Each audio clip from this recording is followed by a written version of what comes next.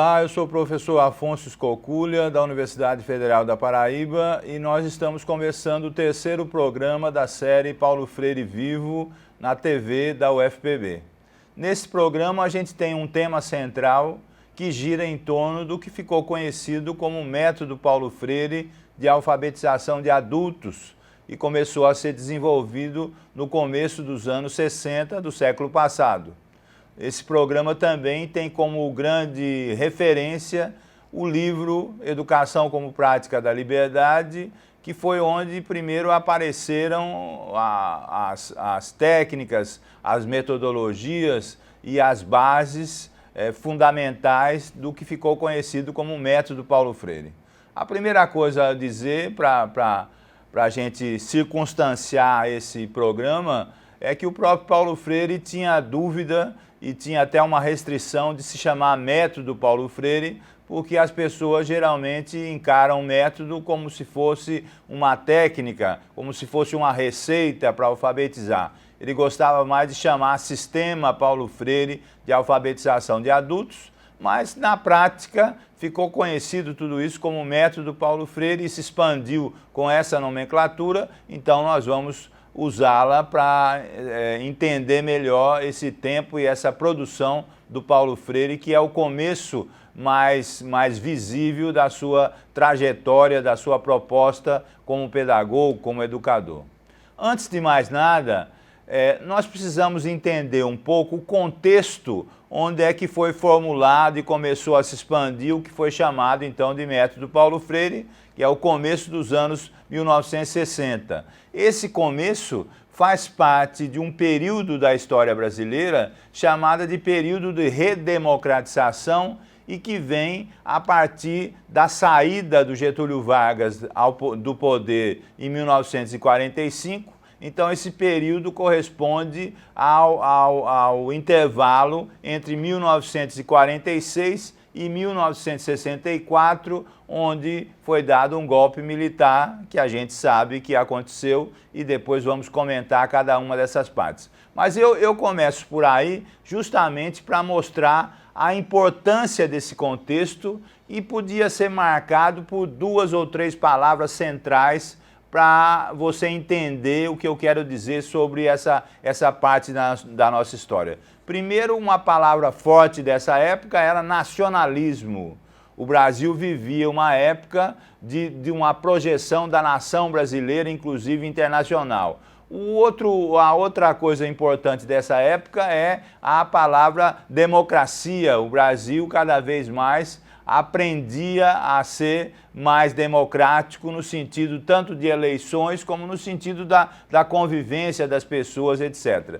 Por isso mesmo, essas palavras circunstanciam essa época e mostram um projeto de desenvolvimento. Essa é uma outra palavra, uma outra temática central. Então, temos um projeto nacionalista em andamento, um projeto democrático em andamento, com todos os seus problemas, e um projeto central de desenvolvimento nacional. Mas surgia sempre uma pergunta central: como é que o Brasil vai ser desenvolvido socialmente, economicamente, politicamente, culturalmente, sendo um país de analfabetos?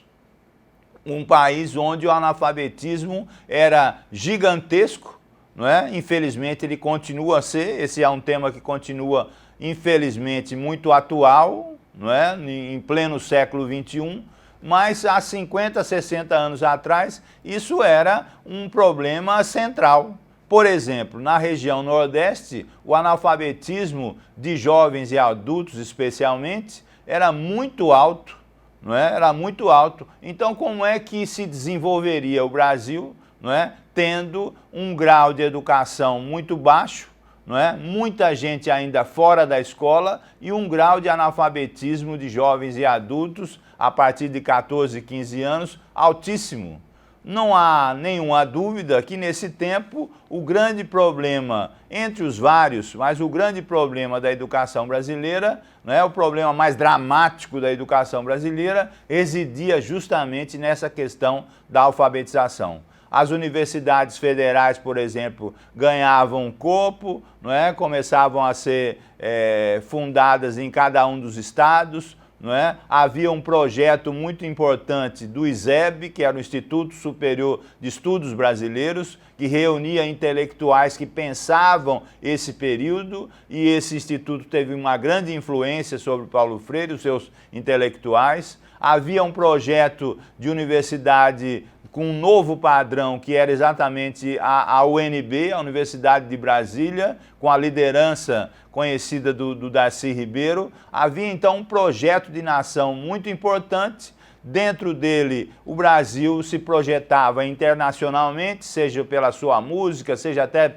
pelo futebol, né? O Brasil foi campeão do mundo pela primeira vez em 58, era a época do Pelé, era a época do Garrincha, era a época de um sentimento de nação muito grande, era a época, por exemplo, da Petrobras, que foi fundada nos anos 50, não é? Esse slogan, o petróleo é nosso, vem de lá. Então havia aí uma conjuntura muito importante que reunia o nacionalismo, o desenvolvimentismo, não é? E essa noção de democracia, ainda que muito frágil, porque o Brasil sempre foi marcado na sua era republicana pelas ditaduras, pelos períodos ditatoriais. Então, voltar à democracia ou construir a democracia era muito importante, não é? E dentro desse projeto, o projeto educacional, as reformas educacionais eram de monta importantíssima para decidir esse futuro do Brasil, para implementar esse futuro do Brasil. Repito a pergunta que não quer calar até hoje: como é que eu vou desenvolver um país, não é, que tem um baixo grau de escolaridade, que tem ainda muitos analfabetos jovens e adultos, não é? E como é que eu vou desenvolver esse país com essa circunstância? Dentro dessa problemática, a partir da Universidade do Recife, então surge essa ideia do Paulo Freire, de uma equipe de vários professores, vários pensadores da Universidade do Recife, que hoje é a Federal de Pernambuco, para pensar a alfabetização, e a partir daí foi criado então um método, não é? Um modelo de alfabetização, não é? Nessa época só se falava alfabetização de adultos, depois é que se acrescenta essa história de jovens e adultos, não é? Como é que se ia desenvolver isso? Nos primeiros anos 60, então, vem a proposta do que ficou conhecido como método Paulo Freire, e essa proposta trazia em si uma questão muito forte.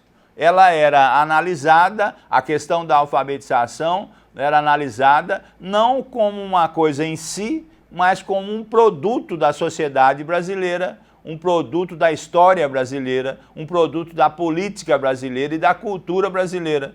Então, alguém ser analfabeto não era pensado como se fosse uma doença, uma gravidade, mas esses pensadores coordenados pelo Paulo Freire pensavam na alfabetização como um produto social, como uma coisa fabricada pela sociedade da época. E é nesse sentido que se começa a pensar a alfabetização, não é? Como é que a gente vai mobilizar o país, vai alfabetizar jovens e adultos a partir da realidade brasileira, a partir da existência de cada um e cada uma que ia participar. Em função disso, alguns conceitos centrais, não é, se mostravam principais, fundamentais para entender, para produzir o que ficou conhecido como método Paulo Freire. Não é? As palavras geradoras, por exemplo, que se pensava nesse método, eram as palavras que as pessoas que iam se alfabetizar traziam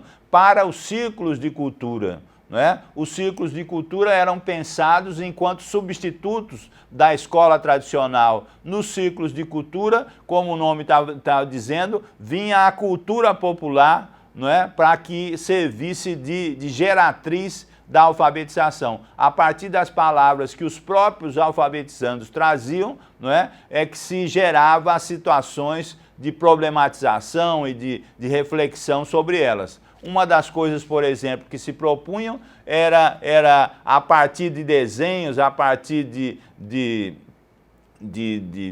pinturas de figuras, não é, sem palavras. As pessoas que iam se alfabetizar viam aquelas figuras, aquelas pinturas, e a partir delas começavam a discutir sobre elas, e nessa discussão as palavras principais eram tomadas como início da alfabetização. A partir dessas palavras, que eram próprias da existência de cada uma das pessoas que vinham se alfabetizar nos vários movimentos, é que se começava a desenvolver então essa metodologia.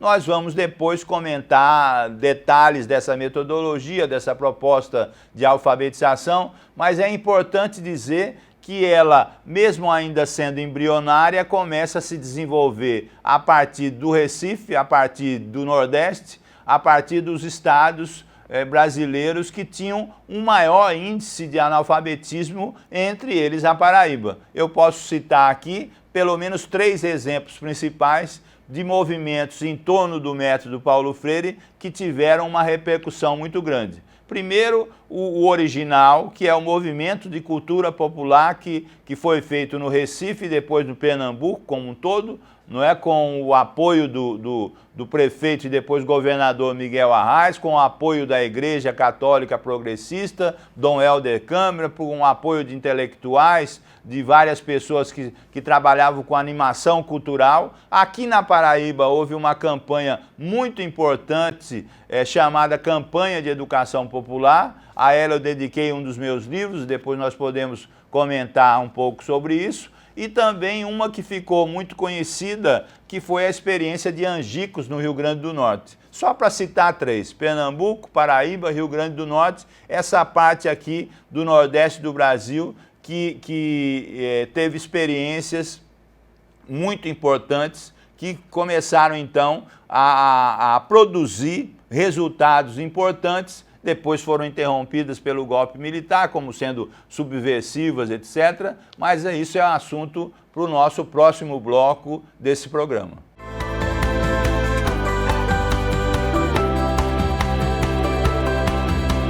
Nesse segundo bloco do terceiro programa do Paulo Freire Vivo, a gente então vai continuar a focalizar o que foi chamado de método Paulo Freire. Agora, antes de qualquer coisa, isso vale para toda essa programação da TV UFPB, eu queria chamar a atenção das pessoas no sentido de que a leitura dos livros do Paulo Freire, de textos sobre o que a gente está expondo, é muito importante. Na realidade, esses programas são uma espécie de convite à leitura do Paulo Freire. Não é? Quer dizer, não basta que a gente tenha essa síntese, essa explicação, não é? É importante que as pessoas que estão interessadas, inclusive em praticar isso, não é? Busquem textos, busquem livros, por isso que a gente está sempre fazendo referência aos livros principais. O livro principal aqui, no caso, é um dos livros mais importantes do Paulo Freire, que se chamou Educação como Prática da Liberdade e que a gente já citou nos outros programas. Não é? A partir desse programa, não é? O programa número 3, várias partes desse livro estão compondo o que eu estou explicando aqui como uma parte fundamental do entendimento do que ficou conhecido como o método Paulo Freire. Mas um pouquinho mais sobre essa questão, não é? Sobre o método, ele começava por uma coisa muito importante, não é? Que era a pesquisa do universo vocabular daqueles que iam se alfabetizar. Não é? Para o Paulo Freire e os coordenadores, os que levavam à frente esse chamado método, não é? Era muito importante conhecer as palavras do cotidiano das pessoas, porque era a partir dessas palavras, chamadas palavras geradoras, que a alfabetização ia se processar. Então a pesquisa, olha só o título, a pesquisa do universo vocabular das pessoas, o que elas conversavam normalmente, o que era mais representativo da vida delas, eram as palavras iniciais para que a alfabetização começasse então a ser desenvolvida.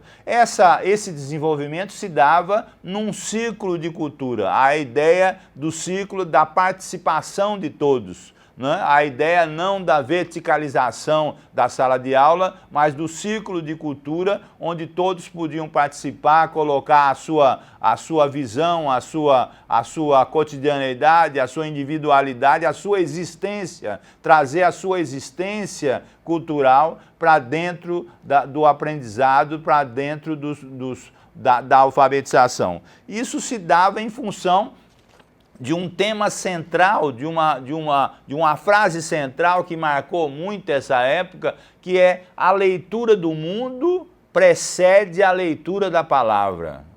Veja como isso é significativo. A leitura do mundo antecede a leitura da palavra. Isso era um mote central, era um ponto absolutamente central da metodologia proposta. Essa metodologia, então, partia do universo vocabulário das pessoas. A partir desse universo vocabulário eram geradas as palavras centrais, geralmente em número de 15, 16, 17 palavras iniciais. E isso tudo era tratado no círculo de cultura com a ideia básica de que o mundo, a leitura do mundo antecedia a leitura da palavra, antecedia a alfabetização. E para o Paulo Freire e a equipe, a alfabetização não era qualquer coisa, não existia em si, mas existia enquanto parte de um processo de conscientização. Vocês lembram dos outros programas que eu disse que o eixo central do Paulo Freire é sempre a ligação entre educação e política. Uma educação pensada para a responsabilidade social, para a mudança social, para a transformação social. Então, para o Paulo Freire e a equipe da Universidade do Recife, para as pessoas que levavam o chamado método Paulo Freire à frente, geralmente professores, estudantes, secundaristas, universitários, isso era muito claro. A alfabetização não se desligava do processo de conscientização, do processo de passagem de uma consciência ingênua para uma consciência crítica. Veja outra coisa importantíssima para essa equipe que levava à frente essa metodologia. Para essa equipe e para os intelectuais da época, o Brasil estava num processo de transição.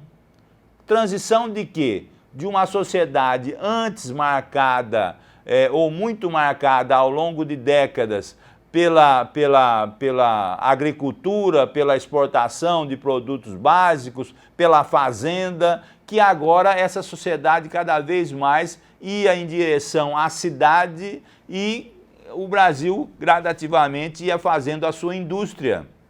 Então havia uma transição de uma sociedade agrocomercial para uma sociedade urbano-industrial. Veja como isso é importante. E dentro dessa sociedade urbano-industrial, ser letrado, ser alfabetizado, ir para a escola era cada vez mais importante.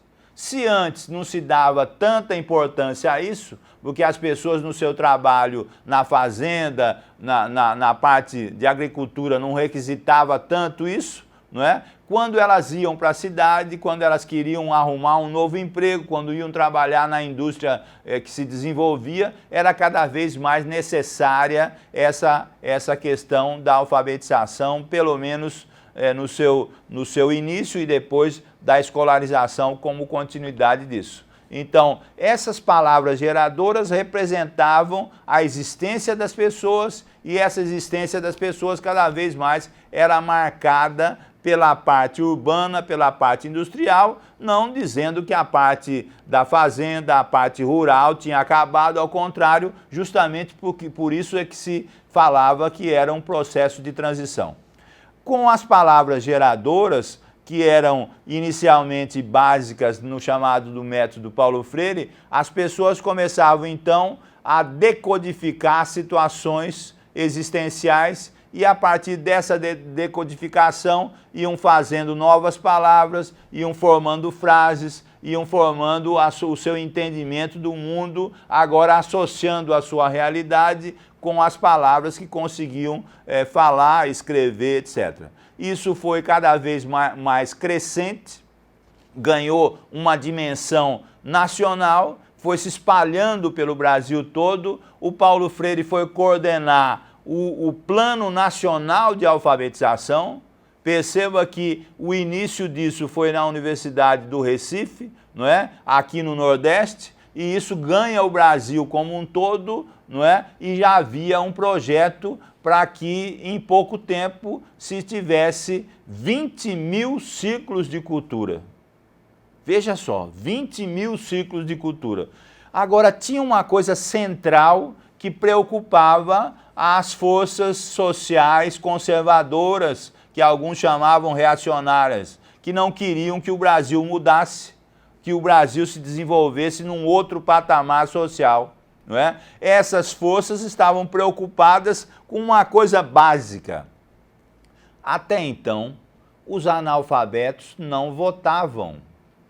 Com o aparecimento do método Paulo Freire, que se propunha a ser rápido, em 40 horas, barato porque era feito em qualquer lugar, no sentido de não ter grandes aparelhagens para fazê-lo, e de maneira conscientizadora, estava aí um problema para as forças conservadoras que não queriam nenhuma mudança social. Né? Se tinha fabricado, pensado um método, então, que era rápido, alfabetizava em pouco tempo, não é? Era um método fácil de se aplicar, não tinha grandes investimentos para isso, e era um método que se propunha a conscientizar as pessoas. Além disso, depois de alfabetizadas em pouco tempo, elas podiam o quê? Elas podiam votar. Só para vocês terem uma ideia do potencial político que isso trazia, se estimava que no estado de Pernambuco, de 800 mil eleitores, em pouco tempo se poderiam ter 1.300.000 eleitores. Repito o número. Em Pernambuco, isso no Brasil todo, mas em Pernambuco, de 800 mil eleitores, podia-se ter em pouco tempo 1.300.000 eleitores. Em pouco tempo, com essa metodologia, se conseguiria então muito mais eleitores. E eleitores supostamente conscientizados da sua realidade. Eleitores conscientes da sua realidade certamente votariam em pessoas, em candidatos, em políticos mais progressistas que gostariam de mudanças, etc. Claro que isso preocupou desde logo as forças conservadoras, que começaram a criticar esse chamado método Paulo Freire, acusá-lo de ser subversivo, comunista, etc., de fazer parte de um grande esquema de mudança supostamente subversiva que o Brasil passava naquela época. Por outro lado, os políticos populistas começavam a pensar na utilidade disso.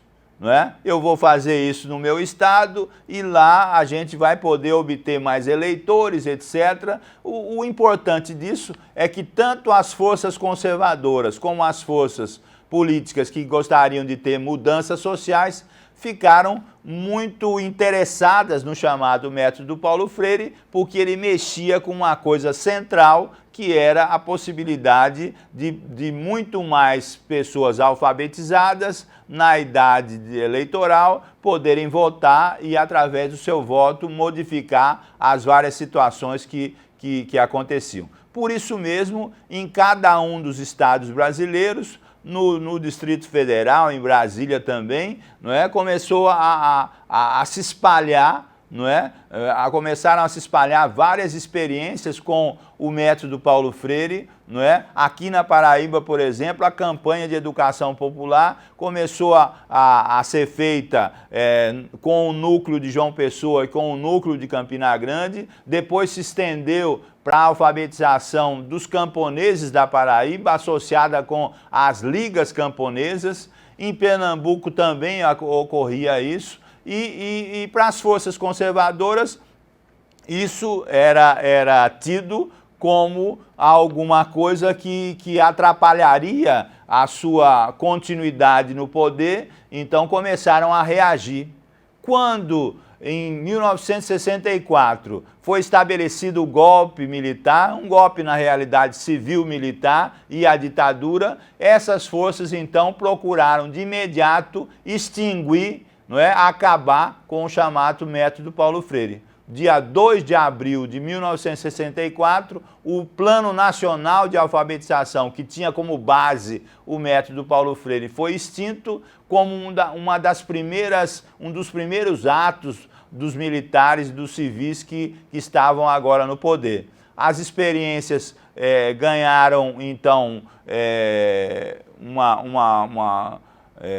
prisão, exílio, repressão, em vez de ganharem força, ganharem aliados, ganharam inimigos, não é? Foram extintas e as pessoas então que queriam praticar essa metodologia depois deveriam fazer de uma outra forma, e isso foi feito de maneira clandestina, especialmente sob a égide, sobre a proteção da Igreja Progressista, não é? Como na Paraíba, com a chegada em 1966 do Dom José Maria Pires, não é? E de outros padres e de outros coordenadores da Igreja Progressista que levaram isso em frente. Mas o importante é que o grande movimento de alfabetização em torno do método Paulo Freire foi severamente reprimido e o seu principal coordenador, o Paulo Freire, foi exilado, não é? Teve que sair do Brasil, foi preso anteriormente, teve que passar 16 anos fora do Brasil e só pôde voltar com a anistia.